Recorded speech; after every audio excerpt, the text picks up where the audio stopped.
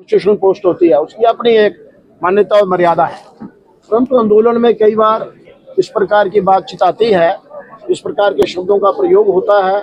तो एक तो मेरा इस पत्रकार वार्ता से ऐसा कहना है कि इस आंदोलन के अंदर जो बातें हुई एलजी के विषय को लेकर के, वो उसको अन्यथा ना ले, अदरवाइज ना ले, एक आंदोलन का स्वरूप था।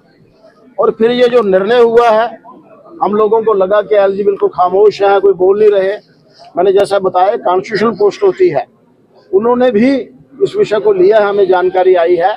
इसलिए केंद्र सरकार ने इस विषय को तुरंत, जैसा बताया, चाहे 45 दिन लगे, लेकिन जो भी कानूनी प्रक्रिया थी उसको पूरा किया है और उसके बाद ये निर्णय हमारे सामने आया है।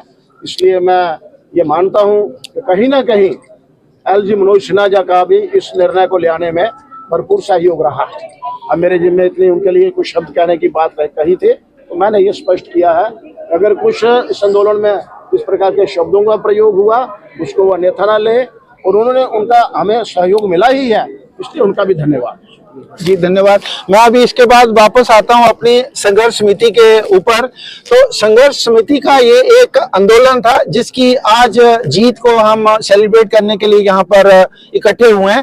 तो ये वाला संघर्ष समाप्त, ये वाला आंदोलन समाप्त हुआ है, लेकिन संघर्ष समिति का संघर्ष समाप्त नहीं हुआ है। तो आज हम यहाँ पर एकत्रित हुए हैं जो इस आंदोलन की जीत है उसको सेलिब्रेट करने के लिए, लेकिन संघर्ष समिति अपना हर वो कार्य करते रहेगा जो उनको करना चाहिए। अभी आपको मालूम है कि श्री माता वैष्णो देवी श्राइन बोर्ड का सिर्फ मेडिकल कॉलेज का ही इशू आया है, लेकिन उसके बाद भी और बहुत सी चीजें हैं जिनको ध्यान रखने की जरूरत है। जैसे उसमें जो उनका वहां का श्राइन बोर्ड का एक्ट है, उसमें भी संशोधन की आवश्यकता है, उसमें भी कुछ चेंजेस करने की जरूरत है। तो वो जो हमारी ये संघर्ष समिति की कोर टीम है, ये समय समय पर बैठती रहेगी और समय समय पर उसके बारे में बातचीत करती रहेगी।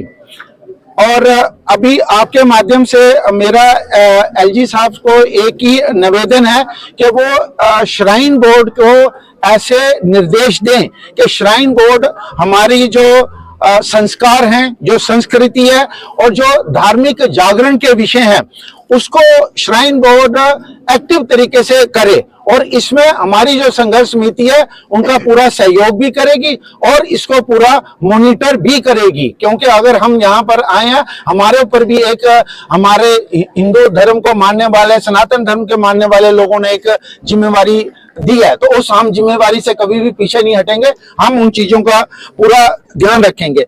दूसरा, आगे हमारा एक ही निवेदन ये होगा कि श्राइन बोर्ड को ये क्लियर हो जाना चाहिए कि जो काम सरकार के हैं वो सरकार करे और जो काम श्राइन बोर्ड के होने चाहिए, जो सनातन धर्म का ध्यान रखना चाहिए, वो श्राइन बोर्ड को करने चाहिए। हमारे आदरणीय एलजी साहब इन विषयों को बहुत अच्छे तरीके से जानते हैं।